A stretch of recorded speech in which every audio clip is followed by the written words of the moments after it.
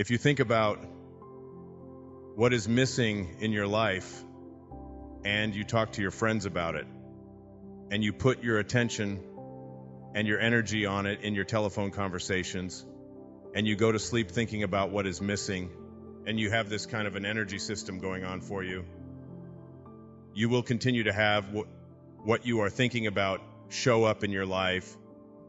You'll see more and more of missingness continue to show up. You can't think about and put your energy on what is missing unless you want it to keep being that way in your life. So that's the first thing you want to shift. That's the first obstacle to reaching this state of what I call intention. Secondly, if you put your thoughts on what is, you will continue to attract what is into your life. Now, I'm going to suggest something very strange up here right now. I told you when it gets weird that you have the ability to put your attention on an inner mantra that I have recorded in a CD called Meditations for Manifesting, that came to me from a teacher 2,300 years ago named Patanjali in India, who taught people at that time. This was before the Middle Ages. This was like when people hadn't been out of caves too long, was teaching people how to levitate, was teaching people how to bilocate, and was teaching people how to have the gift of fish and loaves 300 years before Jesus showed up on this planet. And his aphorisms of Patanjali are a big part of a spiritual solution to every problem. And what he suggested at that time is a meditation called japa. And this meditation is something where you take your attention, your inner energy off of what is and onto what you intend to manifest. And you repeat the sound that is in the name of God as an inner mantra. And by repeating this sound, you attract the energy from outside of yourself.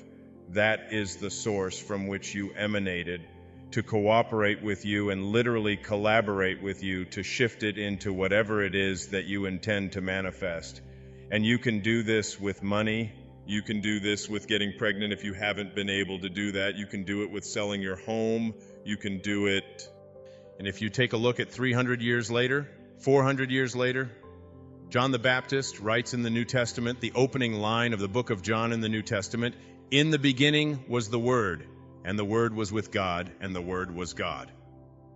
As strange as it may sound to you, based upon the conditioning that you have had, just like Ivan Illich, the repetition of the sound as an inner mantra is a way of getting in the gap, and it is a way of, when you repeat this sound, attracting whatever energy, that dormant forces that are out there, into your life to have whatever you need show up.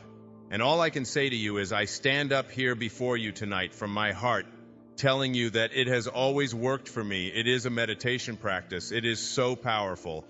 And I can't tell you how many people have been practicing it, including Gary, who spoke to you here today. And there is absolutely no limit to what you can attract into your life simply by practicing it. I have put it on CD. I put it in Getting in the Gap. I teach it. I donate all of the proceeds from it to charities because I was asked to teach it, but to take no money for it, and I've been doing it for several years now. If your thoughts are on what is, let's just say you've got a disease process, cancer, arthritis, the flu, a cold. If your thoughts are on, if you get a sniffle and your thoughts are on, this is in my nose today, but tomorrow it'll be in my throat. On Wednesday, it'll be down in my chest. On Thursday, I'll probably have a fever. I'm going to have to take Friday off. Now it's Monday morning, and you've got a sniffle, and in your mind you're taking Friday off with a fever. If this is how you have trained your mind to work, to put your attention on the circumstances of your life, self-actualizing people. Abraham Maslow was a great teacher of mine. I was blessed to know him. I was blessed to be one of his devotees. He died on the 14th of June, 1970, in the same hour that I walked across the stage at Cobo Hall in Detroit, receiving my PhD. He passed the baton on. He said, "I've taught self-actualization to the academic world. Now you take it to the masses." Maslow said, "Self-actualizing people are distinguished from everybody else with this sentence. They must be what they can be." And one of those 10 secrets for success and inner peace is that you can't solve a problem with the same mind that created it. And know this, that your mind created everything in your life that you call a problem. Self-actualizing, highly functioning people who live at these extraordinarily high levels of consciousness never put their thoughts on what is if they don't like what is. Because if your thoughts are on what is and you despise what is, and if you look at poor people, if you look at unsuccessful people, if you look at sickly people, if you look at tired people, if you look at addicted people, you will see people who put their attention constantly on their problems, on what is wrong, on what isn't working, on what I can't do, and so on. They'll tell you about it, they'll focus on it, and when your thoughts are on what is, and what you think about is what expands, you continue to attract more of what is into your life. When I had a practice like I had a woman who came to me who said, I have been through a divorce 7 months ago, and I've been dating, and I've dated 4 different men, and all 4 of them have used me as a sex object, and every single one of them called me up after the first date and mistreated me, and they didn't have any respect for me, and that was the end of it. And she said, I'd like you to talk to all 4 of these men. And I said, there's only one common denominator here. You are attracting into your life what you are putting your attention on. It's called the job effect. You can't think about cheating at what is missing. And you can't think and put your energy and talk about what is if you don't like what is. Can't do that unless you want more of that to show up. Third, you cannot put your attention or your thoughts or your energy on what always has been. If you put your thoughts or your energy on what always has been is what will continue to show up into your life. What always has been is the wake of a boat. Your life is a boat. It's heading up the river in that direction, and it's heading there at 40 knots. And you're standing on the stern and you're looking down at the water. And as the boat goes in this direction, here you are looking down into the water. And what do you see? You see the wake. And what is the wake? The wake is the trail that is left behind. That's what the wake of your life is. That's what the wake of the boat is. And if you ask yourself the question, what's driving the boat? What's making this thing head in this direction? The answer is the present moment energy that is being generated by the engine, and nothing more is what's making the boat go in this direction. And then, if you ask yourself this key question, is it possible for the wake to drive the boat? Can a trail that is left behind make a boat go in this direction? What's the answer? Impossible, isn't it? And so too is it impossible for the wake of your life, the trail that you've left behind, to be the reason why your life is going in this direction. It is not because of anything that has happened back here. That's an illusion that we live under. What has happened back? Here's a trail. The choices you make in this moment. And if your thoughts are on what always has been, this is the way we've always done things. This is the kind of person I am. I can't change. You can't teach an old dog new tricks. All of those cliches that have become so much a part of our life. If your thoughts are on what always has been and you despise what always has been, you will continue to attract more of what always has been, even though you despise it. It works that way. So you can't think about what's missing, what is, and what always has been. And it gets worse. Like, you cannot think about and put your attention on what they want or expect for you if you want that to change in your life. And there's no shortage of people who have an opinion about what it is that you should be or shouldn't be or how you should be doing it. Most of these are your relatives. I have a wonderful book in mind to write. It's called Your Friends Are God's Way of Apologizing for Your Relatives. But if I talk to your relatives, they laugh too. So we all have this idea that the reason I'm not getting where I'd like to be, particularly with young people and working with young people over you, it's because my parents want this, and my parents think that, and my parents won't let me do this. And because, and I always say, Well, but why are you so attached to what your parents think? Well, these are my parents, and I have to do it. I said, you don't have to. You can listen to it, you can take it in, but you don't have to embrace it. You don't have to follow, live by that.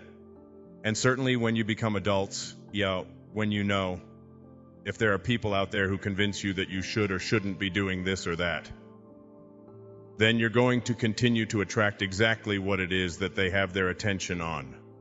You begin to change your thinking from appearances and how things look and how other people view me, okay?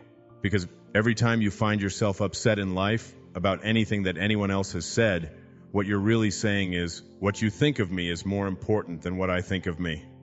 All right. So you change from appearances to what I call quality thinking. Quality. What is the quality of my life rather than how does it appear to others? Now, do you tell yourself that because my friends don't like me that means there's something wrong with me? Now that's what you have to learn. That another person's opinion is just that. It's their opinion. And that's all it is. Every time you are upset, or your children are upset, because of what somebody else says about them, including their peers, what you are really saying in that moment, and this is really important, what you're saying is, what you think of me is more important than what I think of myself. And you must never give anybody that kind of power and control over you, because they will always have it. The funny part about approval, for those of you who really want it now I'm here to tell you that I like approval. I enjoy it. I find it one of the most exciting things in the world. I like it when people read my books. I love it when people applaud. I like it when people tell me nice things, and I like approval. I'm the first one to admit it. What I don't do is I don't need approval. There's a big difference between wanting approval and needing approval. When you need approval, it means you become immobilized when you don't get it from making other people's opinions more important. Now, for those of you who say, yeah, but I want approval, and I need it, and if I don't get it, and so on, then understand this. The people who get the most approval in life are the ones who care the least about it. And the ones who get the least approval are the ones who are always going after it. So if you want approval in this paradoxical way that I'm talking about, stop needing it. Stop concerning yourself about it. Ask yourself, who gets the most approval in life? Think of the person that gets the most approval and you'll see that. That person couldn't care less what other people are thinking. They're so busy being they don't have time to notice what their neighbors are doing. Thoreau said this. He said, if you advance confidently in the direction of your own dreams and endeavor to live the life which you have imagined, you will meet with a success unexpected in common hours. What that means is that success is not something that you can get in life. Success is an inner process. Success is something that you bring to everything you do in your life. It isn't something you get out of what you do. And when you get that, and you learn how to get the junk out and advance confidently doing what makes the most amount of sense to you, based on your inner signals and the one issue of morality, which is you never interfere with anybody else's right to do the same. Each person has their own right to advance confidently in the direction of their own dreams. And when you violate that, you're violating the principle of the universe. The essence of the universe is cooperation and harmony. Then success will begin to chase you, and it will come into your life and arrive in your life in amounts that you never dreamed of before, that you never dreamed of. Things will start happening to you that you would never have imagined before. I'm working on a book right now that's going to be called You'll See It When You Believe It. When you start believing in some of these principles, you'll start seeing things that you were blind to for so long when you were back here in the 2 and the 3 and the 4 and the 5. When you are moving away from yourself, as long as you're moving back towards your universal essence, your harmony with yourself, your cooperation with the rest. Things will start happening in ways that you never dreamed of. Jung called it synchronicity, and it's a term that we use to explain how unexplainable coincidences sort of happen in our life. And how come these things happen? I'm going to share a couple of those with you before we leave. The quality versus appearance in your life means that you get that inner candle flame working in a way that gives you quality independent of what other people think of you. Maslow, in defining self-actualizing no-limit people, said they are independent of the good opinion of other people, independent of it, like they're so busy advancing confidently, doing the things that make sense, and bringing success to changing their baby's diaper, and bringing success to weeding their garden, and bringing it to the job. They bring it on the airplane, so that when they run into somebody who is rude to them, a stewardess that is rude, they don't see it as an attack on them. It's just where they are, and they send them love, help them a little bit, they're kind when somebody wants to get in on the freeway.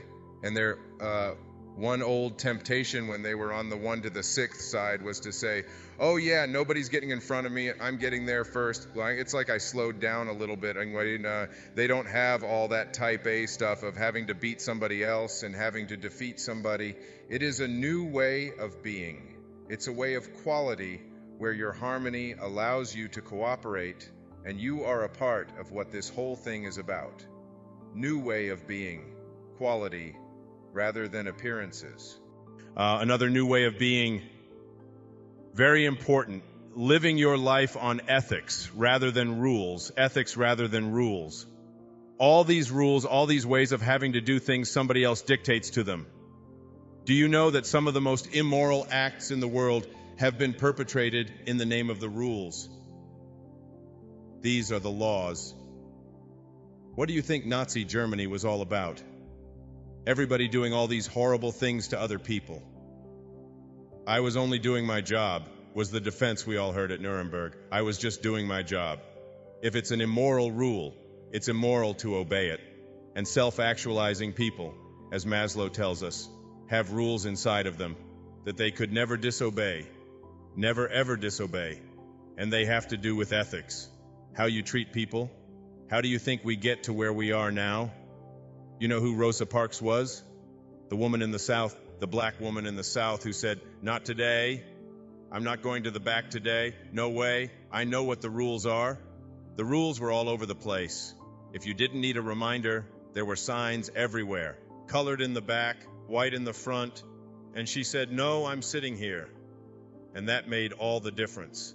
Ethics, not rules.